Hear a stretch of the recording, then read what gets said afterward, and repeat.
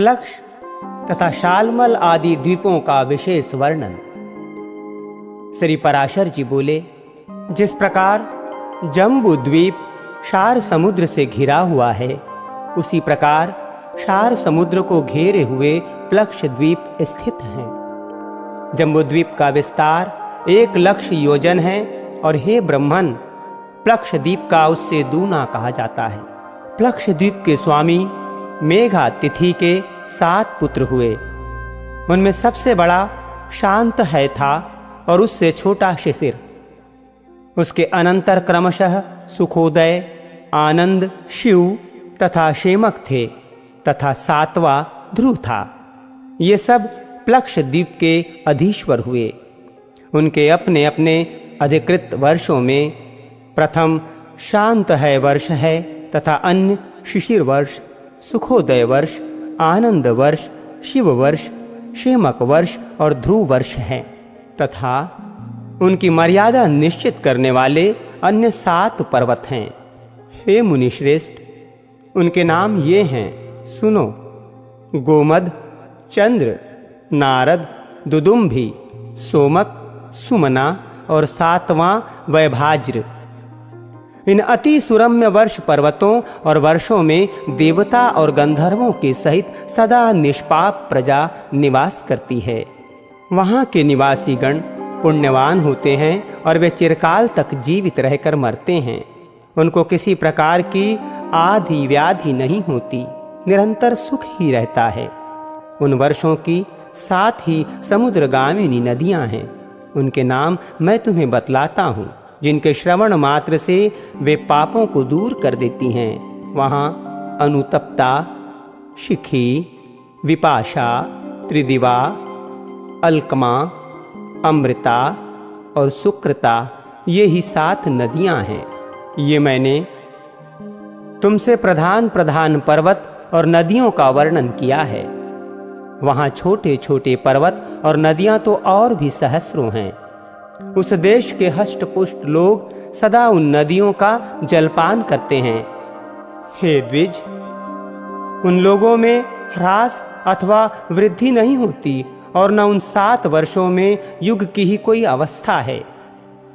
हे महामते, हे ब्रह्मन, प्लक्ष द्वीप से लेकर शाक द्वीप पर्यंत 6 द्वीपों में सदा त्रेता युग के समान समय रहता है। इन द्वीपों के मनुष्य सदा निरोग रहकर 5000 वर्ष तक जीते हैं और इनमें वर्णाश्रम विभागानुसार 5 धर्म अहिंसा, सत्य, अस्तेय, ब्रह्मचर्य और अपरिग्रह वर्तमान रहते हैं। वहां जो 4 वर्ण हैं वो मैं तुमको सुनाता हूं। हे मुनि सप्तम, उस द्वीप में जो आर्यक, कुरर, विदिश्य और भावी नामक जातियां हैं, वे ही क्रम से ब्राह्मण, क्षत्रिय, वैश्य और शूद्र हैं। हे द्विजोत्तम, उसी में जम्बू वृक्ष के ही परिमाण वाला एक प्लक्ष पाकर का वृक्ष है, जिसके नाम से उसकी संज्ञा प्लक्ष द्वीप हुई है। वहाँ आर्यकादि वर्णों द्वारा जगत सृष्टा सर्वरूप सर्वेश्वर भगवान हरि का सोम रूप से यजन किया जाता है। प्लक्ष द्वीप अपने ही बराबर परिमाण वाले वृत्ताकार इक्षुरस के समुद्र से घिरा हुआ है। हे मैत्रेय, इस प्रकार मैंने तुमसे संक्षेप में प्लक्ष द्वीप का वर्णन किया। अब तुम शालमल द्वीप का वर्णन सुनो। शालमल द्वीप के स्वामी वीरवर वपुष्मान थे। उनके पुत्रों के नाम सुनो। हे महामुने, वे श्वेत, हरित, जीमूत, रोहित, वैद्युत, मानस और सुप्रभ थे। उनके 7 वर्ष उन्हीं के नामानुसार संज्ञा वाले हैं। ये प्लक्ष द्वीप को घेरने वाला इक्षुरस का समुद्र अपने से दूने विस्तार वाले इस शालमल द्वीप से चारों ओर से घिरा हुआ है। वहां भी रत्नों के उद्भव स्थान रूप 7 पर्वत हैं, जो उसके 7 वर्षों के विभाजक हैं तथा 7 नदियां हैं। पर्वतों में पहला कुमुद, दूसरा उन्नत और तीसरा बलाहक है तथा चौथा द्रोणाचल है, जिसमें नाना प्रकार की महौषधियां हैं। 5वां कंग, छठा महिष और सातवां गिरिवर ककुद्यान है। अब नदियों के नाम सुनो। वे योनि, तोया, वितृष्णा, चंद्रा, मुक्ता, विमोचनी और निवृत्ति हैं तथा स्मरण मात्र से ही सारे पापों को शांत कर देने वाली हैं। श्वेत, हरित, वैद्युत, मानस, जीमूत, रोहित और अति शोभायमान सुप्रभ, ये उसके चारों वर्णों से युक्त 7 वर्ष हैं। हे महामुने, शालमल द्वीप में कपिल, अरुण, पित्त और कृष्ण, ये 4 वर्ण निवास करते हैं, जो पृथक पृथक क्रमशः ब्राह्मण, क्षत्रिय, वैश्य और शूद्र हैं। ये यजनशील लोग सबके आत्मा, अव्यय और यज्ञ के आश्रय वायु रूप विष्णु भगवान का श्रेष्ठ यज्ञों द्वारा यजन करते हैं। इस अत्यंत मनोहर द्वीप में देवगण सदा विराजमान रहते हैं। इसमें शालमल, सेमल का एक महान वृक्ष है, जो अपने नाम से ही अत्यंत शांतिदायक है। ये द्वीप अपने समान ही विस्तार वाले एक मदिरा के समुद्र से सब ओर पूर्णतः घिरा हुआ है। और ये सुरा समुद्र शालमल द्वीप से दूने विस्तार वाले कुश द्वीप द्वारा सब ओर से परिवेष्टित है। कुश द्वीप में वहां के अधिपति ज्योतिष्मान के 7 पुत्र थे। उनके नाम सुनो। वे उद्दिद, वेणुमान, वेरथ, लंबन, धृति, प्रभाकर और कपिल थे। उनके नामानुसार ही वहां के वर्षों के नाम पड़े। उसमें दैत्य और दानवों सहित मनुष्य तथा देव, गंधर्व, यक्ष और किन्नर आदि निवास करते हैं। हे महामुने, वहां भी अपने अपने कर्मों में तत्पर दमी, शुष्मी, स्नेह और मंदेह नामक 4 ही वर्ण हैं, जो क्रमशः ब्राह्मण, क्षत्रिय, वैश्य और शूद्र ही हैं।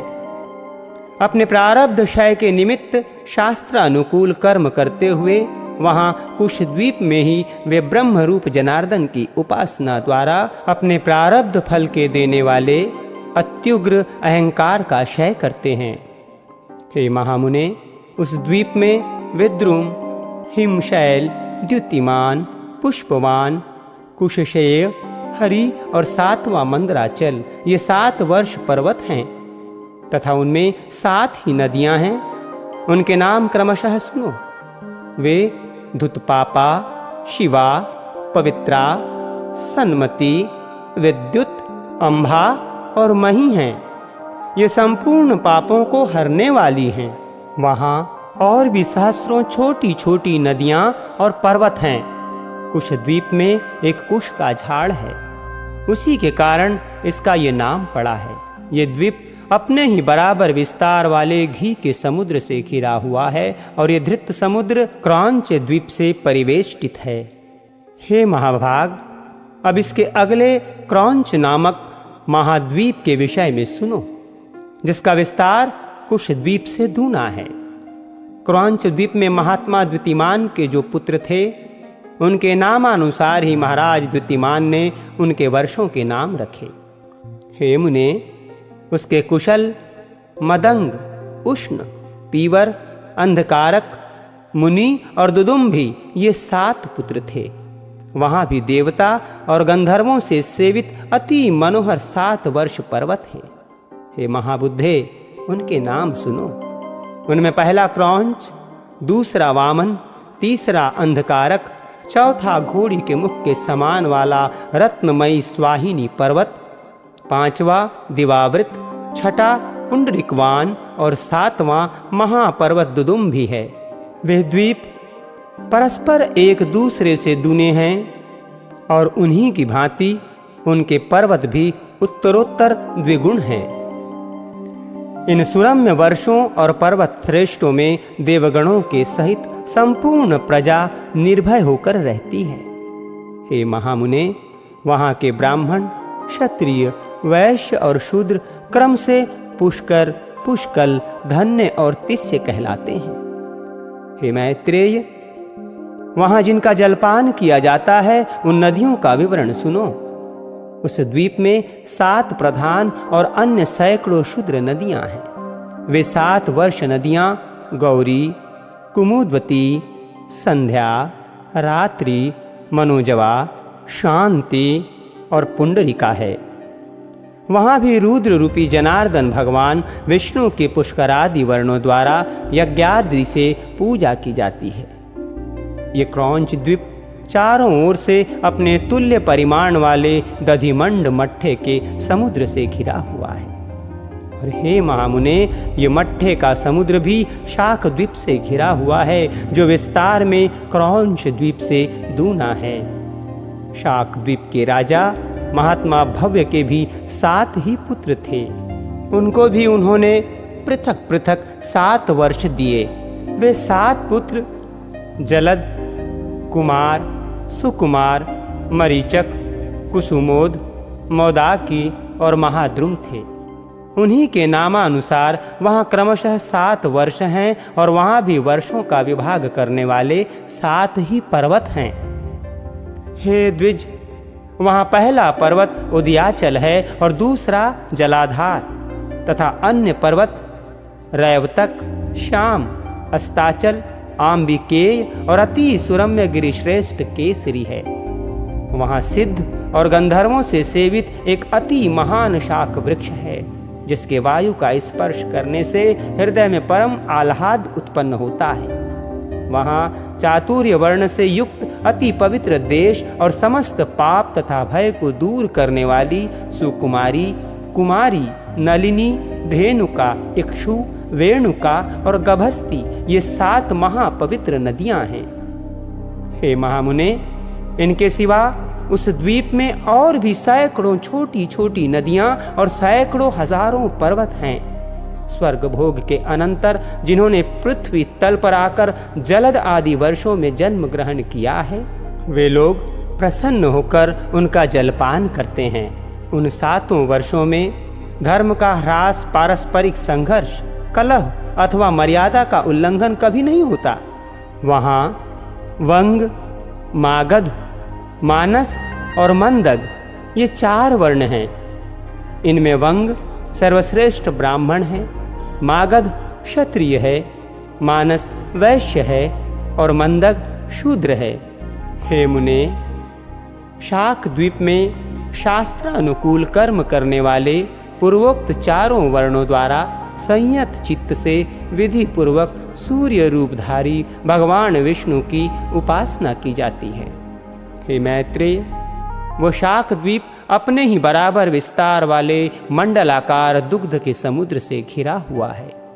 और हे ब्रह्मन, वो क्षीर समुद्र शाक द्वीप से दूने परिमाण वाले पुष्कर द्वीप से परिवेष्टित है।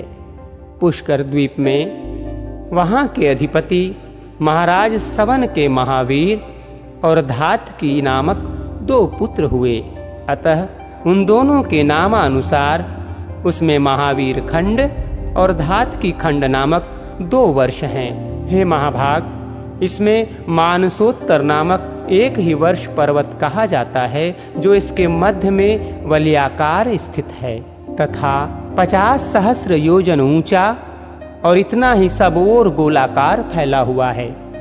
ये पर्वत पुष्कर द्वीप रूप गोले को मानो बीच में से विभक्त कर रहा है और इससे विभक्त होने से उसमें 2 वर्ष हो गए हैं। उनमें से प्रत्येक वर्ष वो पर्वत वलयाकार ही है। वहां के मनुष्य रोग, शोक और राग द्वेषादि से रहित हुए 10 सहस्र वर्ष तक जीवित रहते हैं। हे द्विज, उनमें उत्तम, अधम अथवा वध्य वधक आदि विरोधी भाव नहीं है और न उनमें ईर्ष्या, असूया, भय, द्वेष और लोभादि दोष ही है।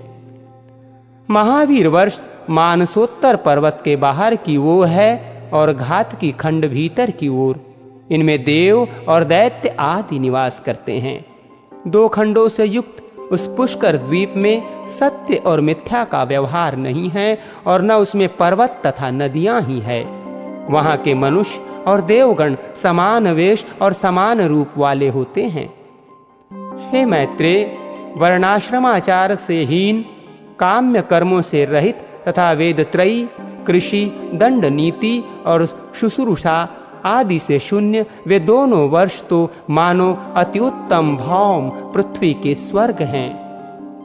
हे मुने, उन महावीर और घात की खंड नामक वर्षों में काल, समय समस्त ऋतुओं में सुखदायक और जरा तथा रोगादि से रहित रहता है। पुष्कर द्वीप में ब्रह्मा जी का उत्तम निवास स्थान एक न्यायगोध्र वट का वृक्ष है, जहाँ देवता और दानव आदि से पूजित श्री ब्रह्मा जी विराजते हैं। पुष्कर द्वीप चारों ओर से अपने ही समान विस्तार वाले मीठे पानी के समुद्र से मंडल के समान घिरा हुआ है। इन 7 प्रकार 7 द्वीप 7 समुद्रों से घिरे हुए हैं और वे द्वीप तथा उन्हें घेरने वाले समुद्र परस्पर समान हैं और उत्तरोत्तर दूने होते गए हैं। सभी समुद्रों में सदा समान जल रहता है, उसमें कभी न्यूनता अथवा अधिकता नहीं होती। हे मुनिश्रेष्ठ, पात्र का जल जिस प्रकार अग्नि का संयोग होने से उबलने लगता है, उसी प्रकार चंद्रमा की कलाओं के बढ़ने से समुद्र का जल भी बढ़ने लगता है। शुक्ल और कृष्ण पक्षों में चंद्रमा के उदय और अस्त से न्यूनाधिक न होते हुए ही जल घटता और बढ़ता है। हे महामुने, समुद्र के जल की वृद्धि और क्षय 510 अंगुल तक देखी जा सकती है। हे विप्र, पुष्कर द्वीप में समूर्ण प्रजावर्ग सर्वदा बिना प्रयत्न के अपने आप ही प्राप्त हुए षडरस के भोजन का आहार करते हैं। सादुदक मीठे पानी के समुद्र के चारों ओर लोक निवास से शून्य और समस्त जीवों से रहित उससे दूनी सुवर्णमयी भूमि दिखाई देती है। वहाँ 10 सहस्र योजन विस्तार वाला लोकालोक पर्वत है। वो पर्वत ऊंचाई में भी उतने ही सहस्र योजन हैं। उसके आगे उस पर्वत को सब ओर से आवृत कर घोर अंधकार छाया हुआ है तथा वो अंधकार चारों ओर से ब्रह्मांड कटाह से आवृत है। हे महामुने, अंड कटाह के सहित द्वीप, समुद्र और पर्वतादि युक्त ये समस्त भूमंडल 50 करोड़ योजन विस्तार वाला है। हे मैत्रेय, आकाशादि समस्त भूतों से अधिक गुण वाली ये पृथ्वी संपूर्ण जगत की आधारभूता और उसका पालन तथा उद्भव करने वाली है।